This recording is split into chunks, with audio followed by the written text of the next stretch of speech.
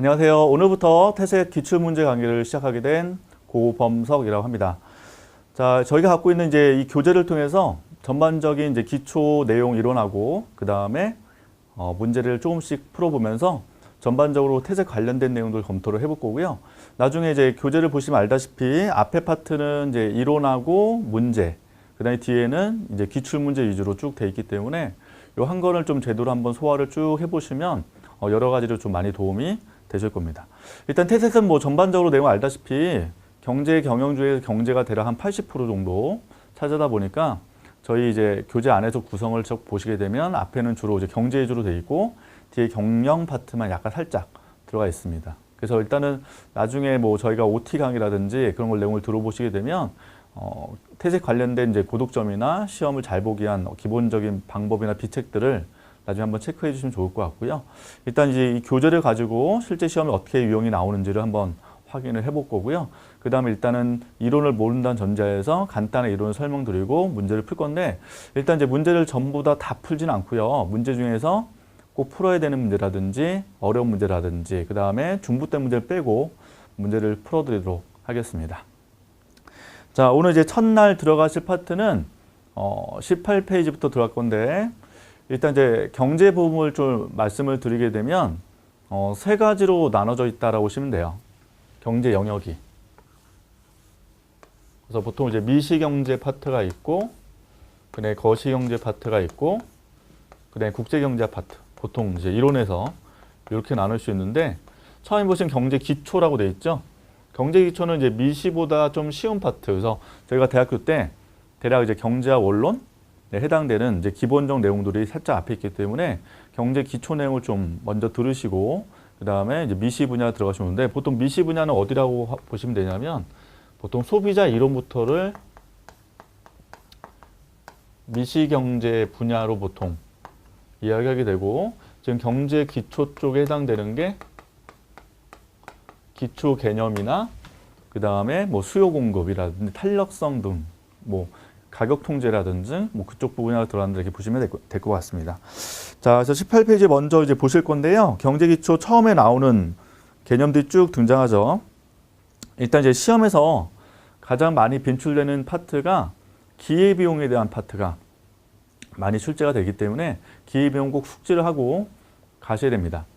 보통 저희가 이제 경제학을 배우는 가장 기본적 이유는 선택을 하기 위해서 해요. 그래서 합리적 선택을 하기 위해서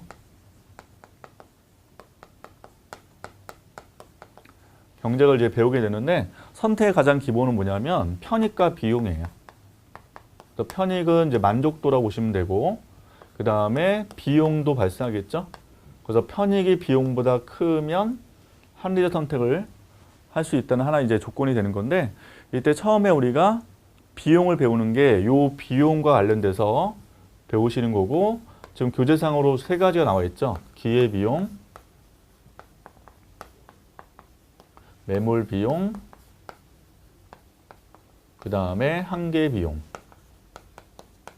그래서 요거 세 개를 우리 교재에서 설명을 일단 하고 있기 때문에 요 내용을 잘 체크해 두시고 일단 기회 비용은 워낙 중요해서 일단 꼭 체크 한번 해 주실 필요 있습니다. 일단 직역하면 기회에 따른 비용이 발생하는 거예요. 기회 비용이니까. 그래서 어떤 경우든지 기회가 있으면 그에 따른 비용이 발생한다. 예를 들면 지금 여러분들이 이제 시험 준비를 하실 거 아니에요?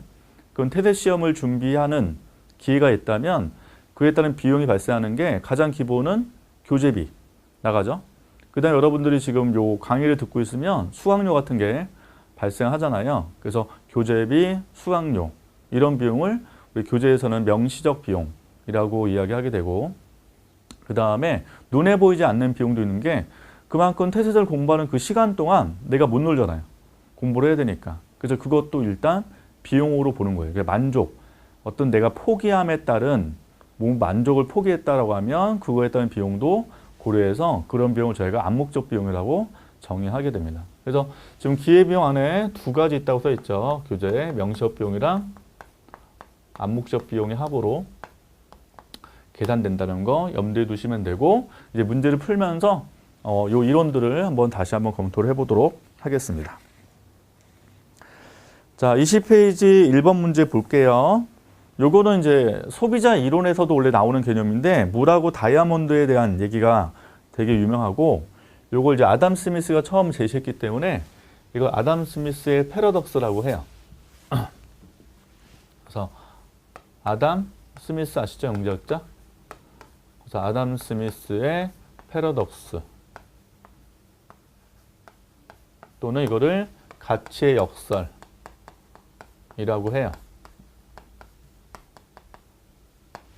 그래서 아담 스미스가 국보론의 책에서 요 내용을 언급했는데 뭐냐면 물하고 다이아몬드 두 제어를 봤을 때 정말 우리가 목숨이나 생활에 필요한 거는 물이 훨씬 더 가치가 높잖아요. 근데 실제 가격은 다이아가 비싸죠.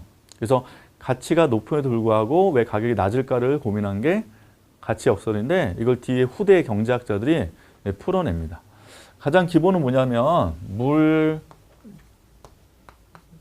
다이아 중에서 희소한 거, 그러니까 부족한 거 뭐냐면 다이아죠. 그래서 다이아가 물보다 훨씬 더 희소하기 때문에 가격이 비싸다라고 뒤에 후대학자들이 설명하게 되고 이걸 나중에 이제 경제 좀 더 심하게 배우시면 수요와 관련돼 있다라고 주장하는 내용인데 우리가 보통 이제 가격 설정의 원리는 수요 공급에 결정되잖아요. 그래서 이거는 이제 수요 측면에서만 가격 결정된다고 뒤에 이제 학파들이 어떤 이제 학파가 등장하는데 그때 이제 한계 효용 학파 등장해요. 그래서 그 학파들이 그런 측면에서 이제 접근하게 되고 뒤에 이제 나오는 학자들이 아니다 수요 공급 모두 중요하다라고 이제 가격이 결정된 원리를 수정하게 되죠. 자, 그래서 경제 원리는 이라고 돼 있는데 답이 이제 5번이 돼 있죠. 지금 가격에 영향 미치는 것은 총 효용이 아니라 한계 효용이다 라고 돼 있는데 뒤에서 저희가 수요 공급선 배울 거예요.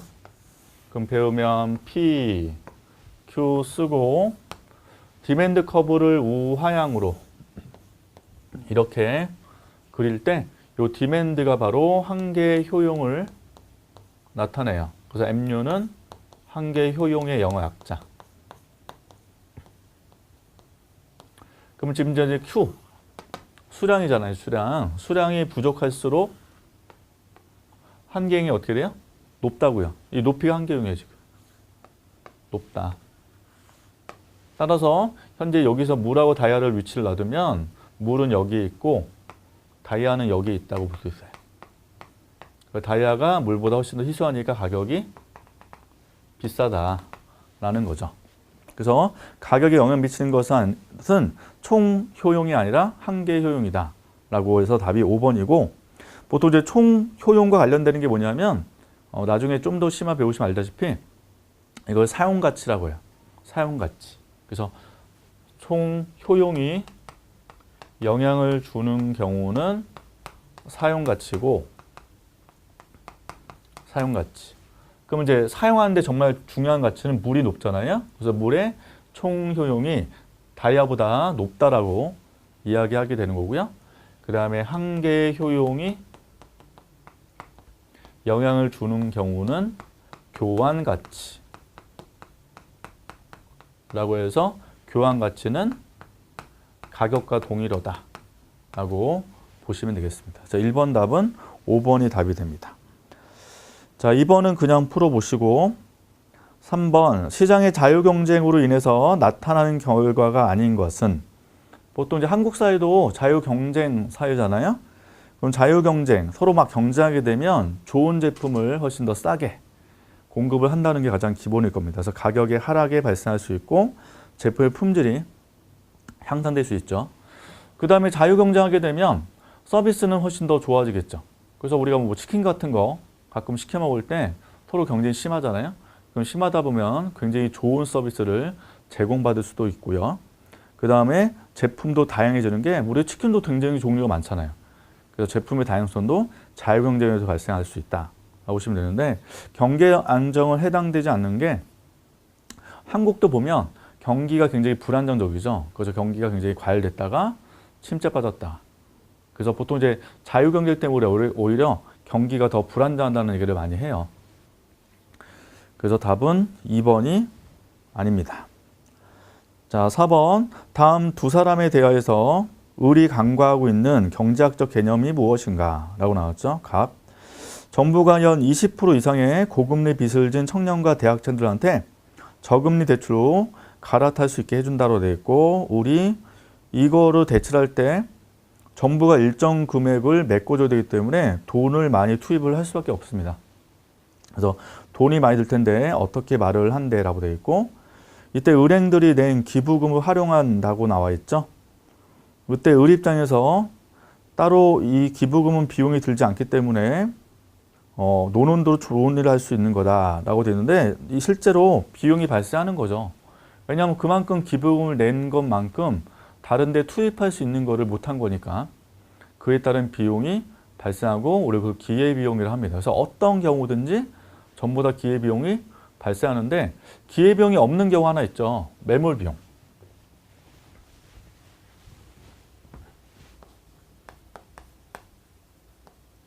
자, 매몰비용은 개념이 회수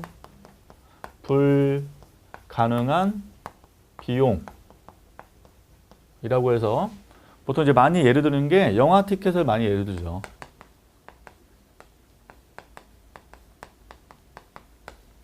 자, 영화 티켓을 구입할 때 내가 10,000원을 주고 샀어요.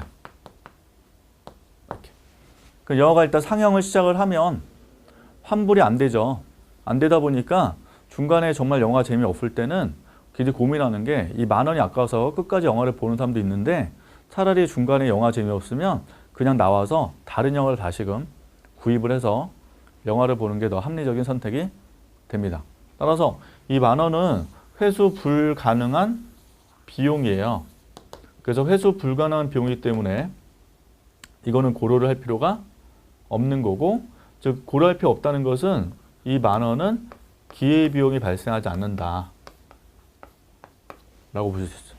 그래서 앞으로 매몰비용은 무조건 기회비용이 0이다 라고 기억을 해두시면 되겠습니다. 자, 그 다음에 5번 문제 가볼게요. 실제 저희 시험에서는 이렇게 숫자 가지고 많이 내기 때문에 숫자를 푸는 걸 잘 보실 필요 있습니다. 자, 5번. 자, 여행사에서 매월 400만 원 월급을 받고 있던 김길동이 직접 여행업을 차리기로 했어요. 그래서 회사를 그만두고 2억 원을 들여서 여행사를 설립했대요.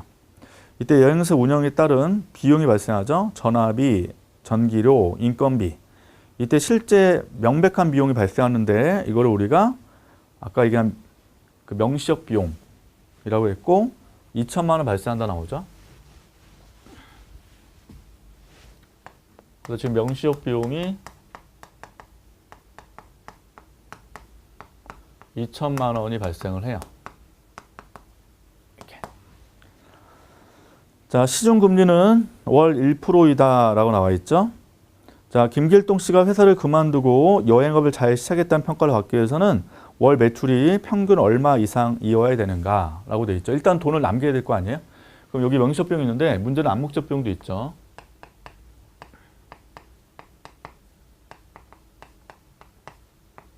자, 이 사람이 지금 직장을 포기하고 여행사를 차린 거기 때문에 월급도 들어가셔야 돼요. 그럼 지금 암묵적 비용으로 400만 원을 포기하고 지금 여행사를 차리기 때문에 400만 원이 암묵적 비용이 되고, 자, 그 다음에 2억 원을 들어서 여행 설립했죠. 그러면 내가 2억 원 갖고 있는데 2억 원을 나 여행 설립 안 했다면 은행에다 예금할 수 있고, 예금하게 되면 이자 수입을 얻을 수 있죠. 이게 월 1%이기 때문에 2억에 1% 하면은 200이 되겠죠. 그럼 그것도 암묵적 비용으로 들어가는 거죠. 그러니까 200만 원을 벌 수 있었으니까 2억을 내가 고스란히 은행에 예금했으면 200만 원 벌 수 있었는데, 여행사 차림으로써 월 200씩 포기를 했다는 거죠. 그럼 지금 두 개 합치면 바로 이게 기회비용 또는 경제적 비용이라 하는 거고, 지금 두 개 합친 게 2,600만 원이 나왔기 때문에 한 달 월 매출이 최소 2,600 이상은 나와야 여행사를 잘 차린 거죠. 그래서 보통 월 매출이 2,600만 원 나오면 이때 기회비용과 동일하기 때문에 이때 경제학적 이윤으로 0이 된다고 보통 이야기를 하게 되고, 경제 이윤이 0이더라도 지금 암묵적 비용까지 전부 다 충당해서 수입을 얻었기 때문에 여행사를 차리는 게 합리적인 선택이다라고 보통 이야기를 하게 됩니다. 자, 답은 4번이 답이 되겠어요. 자, 마찬가지로 6번도 동일한 문제죠. 같이 풀어볼게요. 자, 연봉 4천만 원 받고 있는 회사원 갑은 레스토랑 즉시 개업을 하고 싶어서 시장 조사를 실시했다. 다음과 같은 자료를 얻었다. 라고 돼 있고, 연간 지출 내역이 쭉 써 있죠. 인건비, 재료비, 임대료, 대출이자, 기타 경비. 이게 전부 다 명시적 비용이 되죠. 그럼 다 더하면 1억, 1억 3천, 4천, 1억 5천만 원 되기 때문에 가에 보면 회계 비용이 1억 5천만 원이다 돼 있고, 이게 명시적 비용이죠. 그러니까 요거의 동일어는 회계적 비용. 그리고 현재 요 문제에서는 요게 얼마냐? 1억 5천만 원.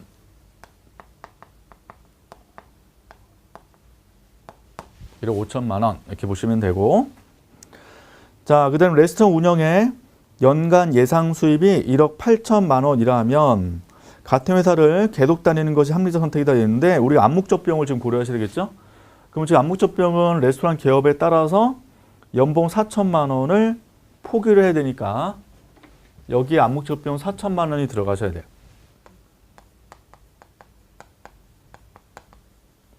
그럼 기회비용은 두 개 합이기 때문에 얼마예요? 1억 9천만 원이 나와야 되죠. 자, 따라서 연간 예상 수입이 1억 8천이라면 좀 기회비용보다 낮죠. 이때는 레스토랑 차리는 게 합리적이지 않죠. 그래서 그냥 회사를 계속 다니는 것이 합리적이기 때문에 나도 맞는 지분.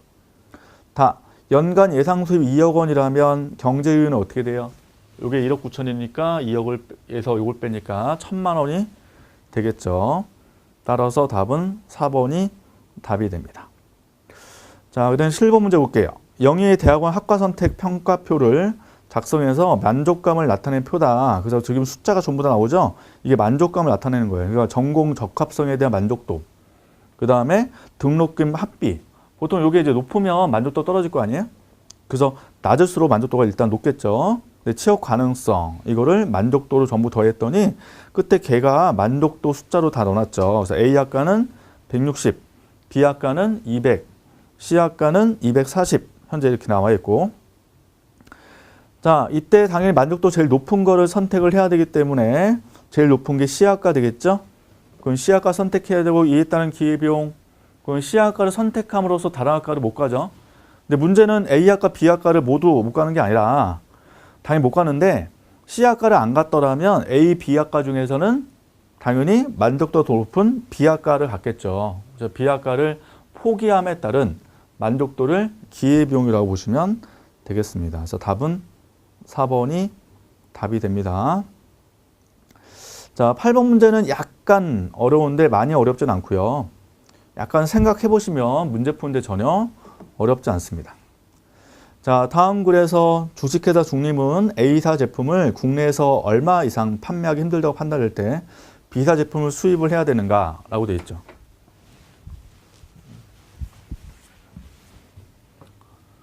자, 현재 주식회사 중림이 있습니다. 얘네가 A 회사 거를 수입할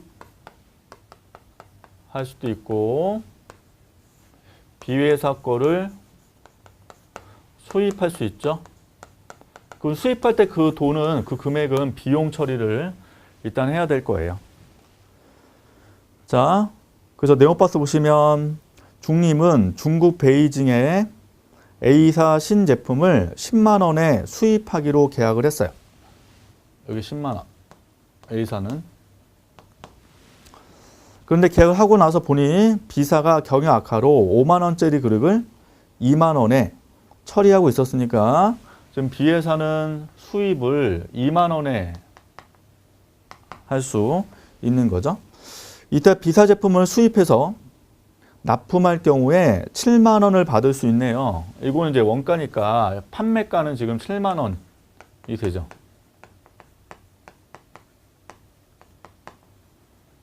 따라서 B회사 제품 수입함으로써 얻을 수 있는 중림의 이윤은 얼마냐면 7에서 2 빼니까 5만 원 되겠죠. 그래서 여기서 B사업 수입할 때 이유는 5만 원이 될 거예요. 이렇게. 자, 이때 A사 제품을 반품하면, 그러니까 현재 이제 A사 거를 수입하지 않고 반품하기로 한다면 이거죠.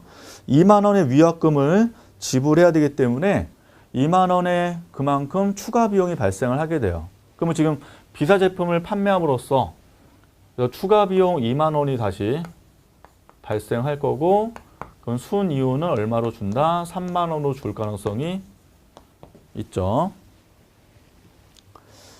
자, 그래서 어느 제품을 납품할지 고민하고 있다라고 되어 있습니다. 그럼 A사 제품을 수입할 때 얼마의 비용이 들어요? 10만 원 비용이 들죠.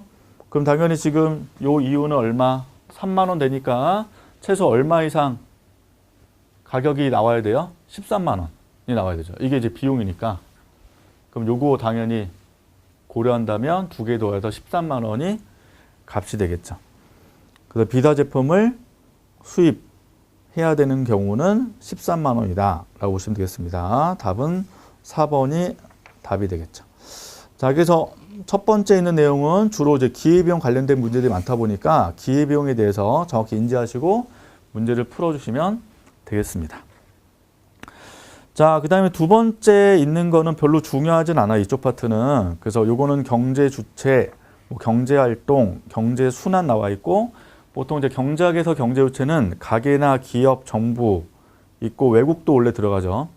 그래 경제 주체가 활동하는 거를 경제 활동하는데 생산 활동도 하고 소비 활동도 하고 분배 활동도 보통 하게 됩니다.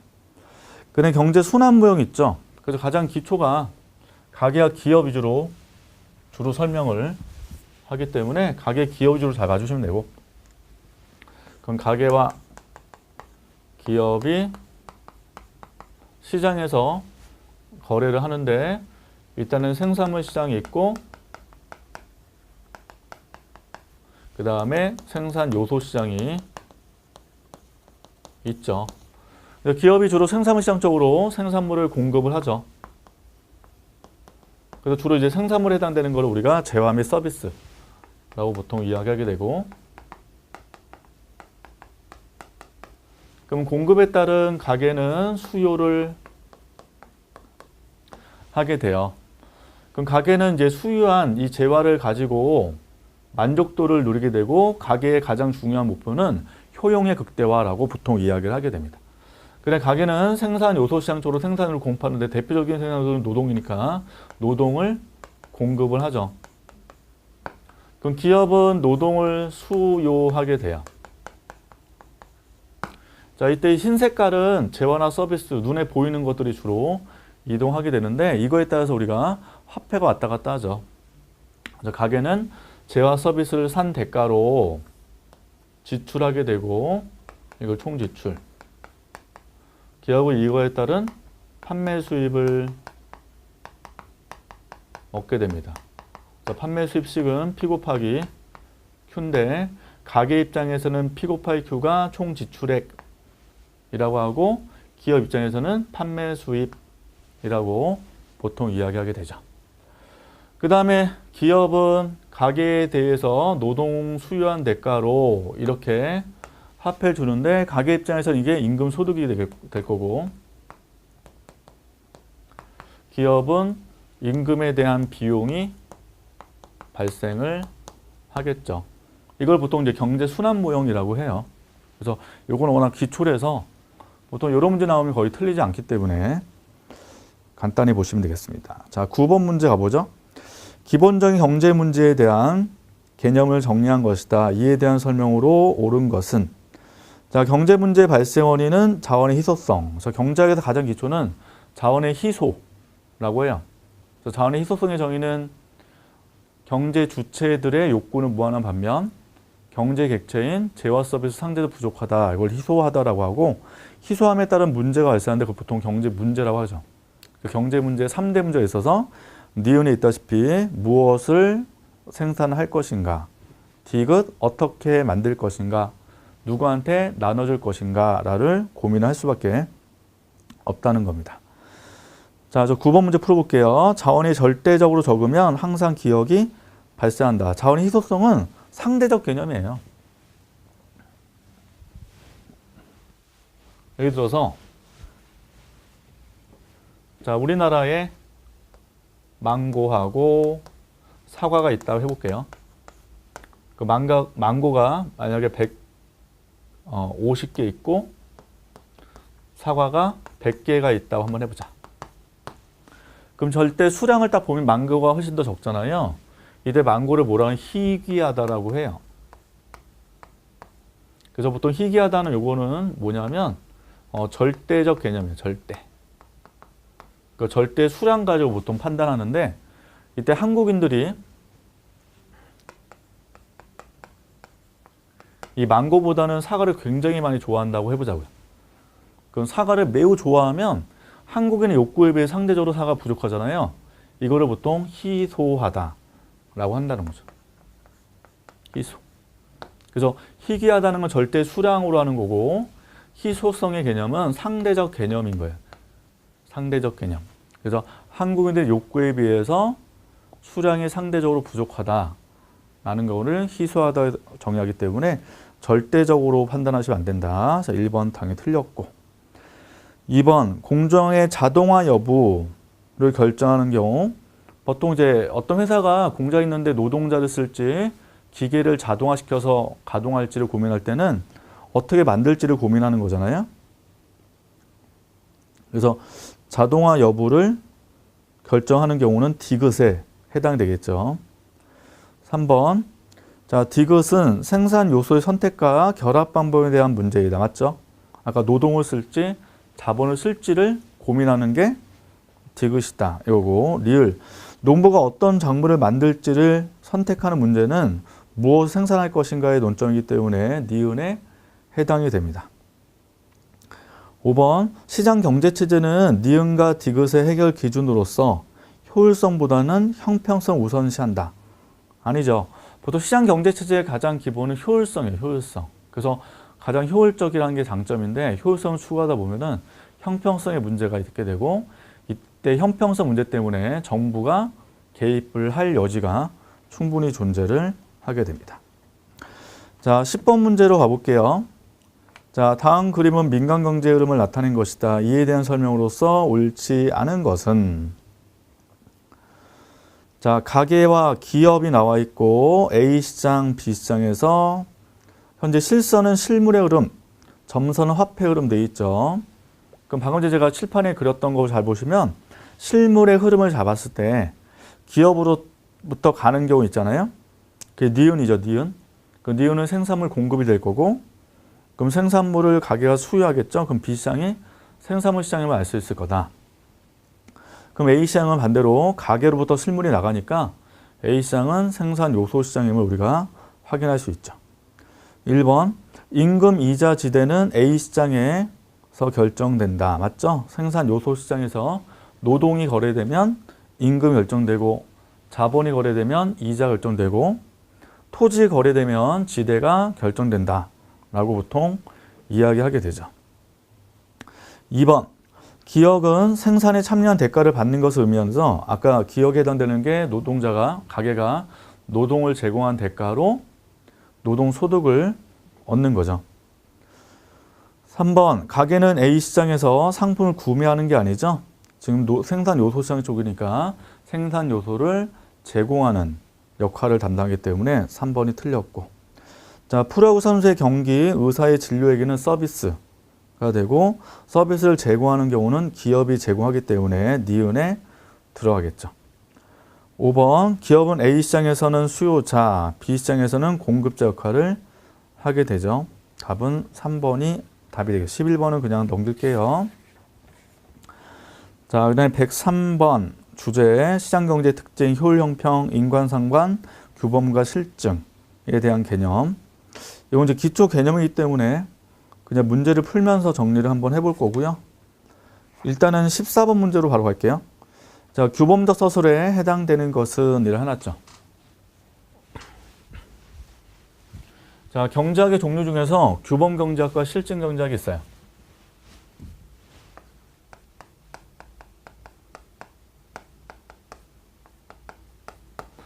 요거에 대응되는 게 실증 경제. 그래서 보통 실증 경제라고 정의하면 뭐냐면 그냥 어떤 현상 그대로 그냥 설명하는 거예요. 그래서 현상 그대로 설명하기 때문에 보통 이제 가치가 배제되어 있는 거고 매우 객관적이죠. 그냥 있는 그대로 설명하니까.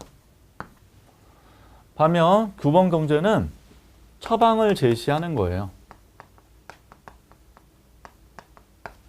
그럼 어떤 현상에 대한 문제가 있으면 처방들을 제시할 수 있는데 처방 제시할 때는 어떤 이제 경제학자 같은 경우는 굉장히 주관적으로 처방을 제시하다 보니까 가끔 백분토론 나와서 서로 막 싸우잖아요. 이렇게 해야 된다, 이렇게 저렇게 해야 된다. 그래서 규범 경제는 가치가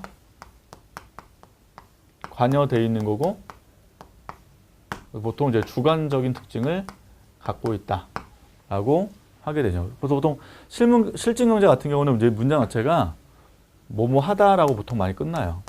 그냥 현상 그대로 설명하니까. 근데 규범 경제는 처방적이기 때문에 뭐뭐 해야 한다 라는 내용으로 많이 들어가죠.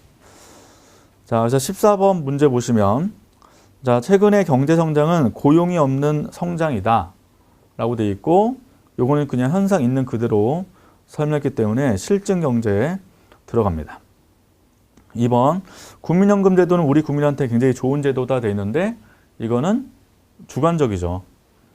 꼭 좋다라고 말할 수 없는 게 사람마다 다 다를 거예요. 이거에 대해서. 3번 실업률이 전 정부에서보다 현 정부에 들어서 크게 높아졌다는 것은 실업률 지표 가지고 명백하게 설명할 수 있는 거죠. 실증이고. 4번 한국의 정부 예산 중 복지 지출의 지중은 회원국, OECD 회원국 평균에 미치지 못하는 경우도 실제 통계 지표 가지고 설명하기 때문에 실증에 해당됩니다.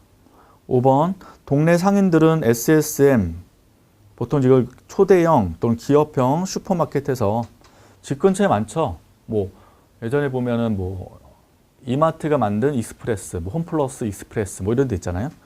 그러니까 이런 게 들어온 것을 반대하지만 시장 전체에 볼 때는 SSM에 간다고 하더라. 그냥 사람들 있는 그대로 설명하는 거죠. 따라서 14번의 답은 2번이 답이 되겠습니다. 자, 15번 문제로 갈게요. 자, 다음 대화에서 갑이 헷갈리고 있는 개념은 무엇인가? 자, 2018년도 동계올림픽을 드디어 우리나라에서 개최가 되었다. 그래서 우리 참 대단한 일이다 라고 맞장구를 쳐줬고 갑이 동계올림픽을 개최한 대부분 나라들은 1인당 국민소득이 3만 달러 이상이래. 한국도 치르게 됐으니 곧 3만 달러 될 거야 라고 황당한 말을 했죠. 이때 헷갈린 개념은 뭐냐? 상관관계와 인관계.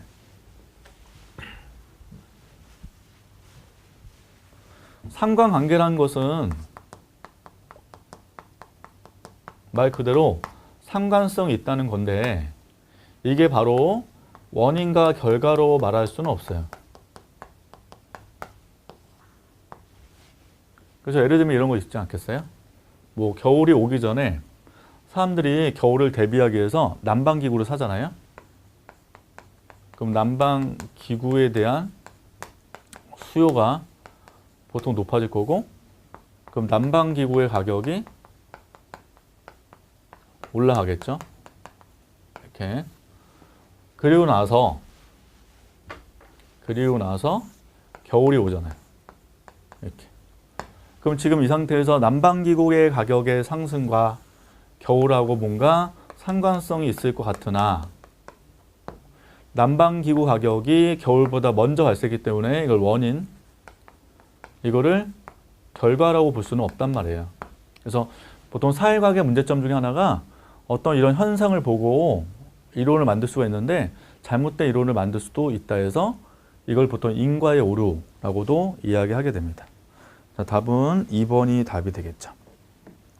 자, 17번 문제 풀고 기초경제 파트는 마무리하도록 하겠습니다. 자, 다음 중 시장경제 원리와 가장 거리가 먼 것은 자유거래 맞죠?